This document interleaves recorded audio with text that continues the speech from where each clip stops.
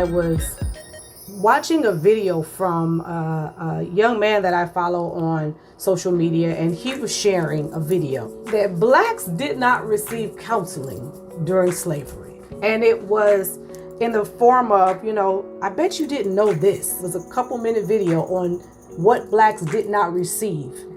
In the form of counseling? In the form of counseling. Wow, okay. That was the clip, the gist of the clip. Okay. And I made a comment, and I just said #excuses, because my spirit was pricked by what I heard. Right, because it sounded like an excuse. That's what it sounded like to me. Exactly. The person responded back and just wanted to understand in some form, I thought, why I said excuses. And when I gave him that explanation, I basically said, I believe that based on the spirit of what she was saying, it brings out anger. It brings out, blame. Rehashing of slavery, right? And so it just is an excuse to try to say that this is something that can cause or contribute to where we are today. Right. And his response was, "Oh, I don't agree with that. She's educated. She's a PhD, and you have to listen to the whole video." And I just simply responded and said, well, here's what I believe happened. You heard where she is. I heard where she was going. And I just put the emoji like, basically two people can hear two different things. Right. There's nothing really here else to go back and forth. You asked me why I said excuses. I told you. You don't agree.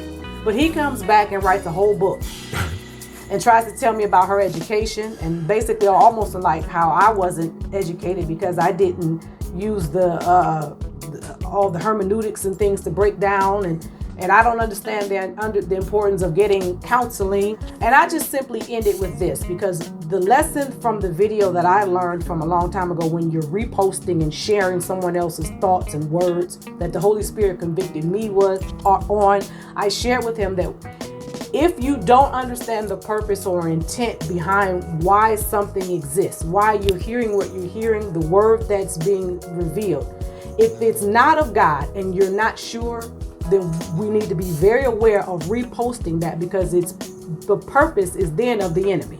Right, and I think you're saying we should be aware of the danger. We should be aware of the danger of reposting that. Because if it's not, then you're reposting a purpose that's not of God. Okay. And so you said we talked about how you had a conversation with with Courtney, one of your good friends. And then I'll talk about the dream, because the dream the Lord gave me actually talks about the conversation I had with this person about sharing the video and the conversation I had with Courtney.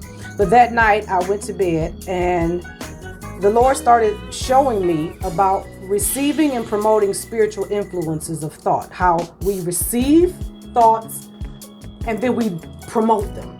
Whether it's in the video, it's in conversations, we receive the thoughts and then we promote it. Yeah, and I think that's very important what you're saying for the audience to hear is we are receiving thoughts, whether we acknowledge that or not, whether we realize it or not.